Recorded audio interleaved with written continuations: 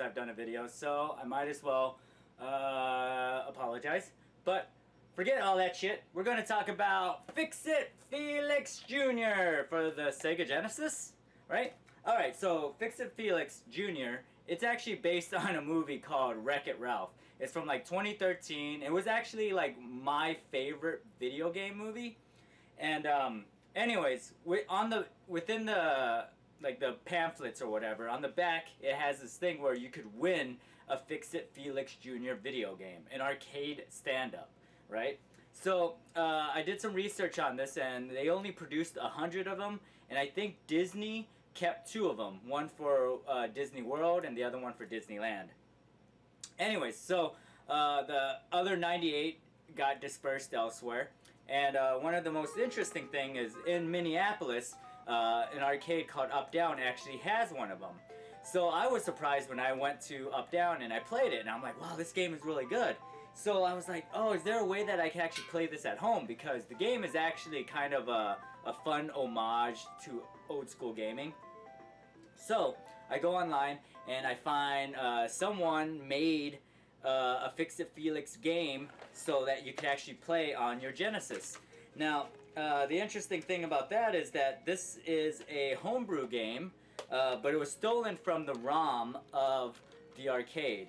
Now, what I find super fascinating is not only is this game like sort of fun, it uses like the voice and all that, but the actual making of a Repro cart. Now, from what I understand, it's basically you take a donor cart and you open it up, and then you have the motherboard, and then you pull the motherboard's like logic board or the ROM, and you reprogram it with a ROM that you steal off the internet or a ROM that you make. So like your homebrew game that you make at home, you could put it onto a cartridge, resolder it, put it back together, and it plays flawlessly on your respective console.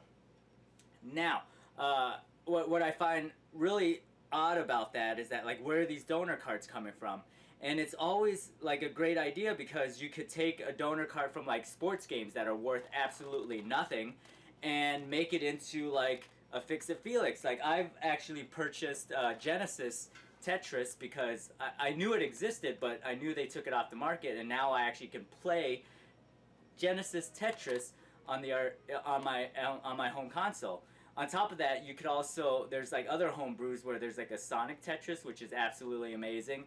It's a homebrew game. Someone made it at home, put it on a cartridge, and now you could purchase it, or now you could even, hobbyists could actually make these. Now, what I find super awesome about this is that you're taking a physical media and you're still reusing it, you're recycling it. You can't do that with a DVD. You can't like take a pressed DVD and erase what's on that DVD. It's like, I want to put my own movie on this DVD, and like it's not recycling it. With this whole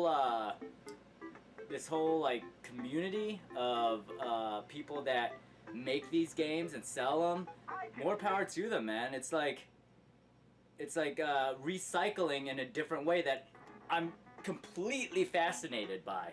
And the Fix It Felix game is fucking amazing. So if you could find a copy of Fix It Felix, you could purchase it. I bought it on Etsy. You could buy it, I don't know, probably on eBay or something. Who knows?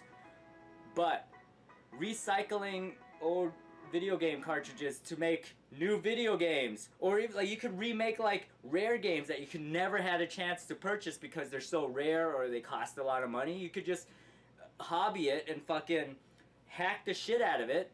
Fucking make your own Earthbound, make your own Final Fantasy VII, who cares?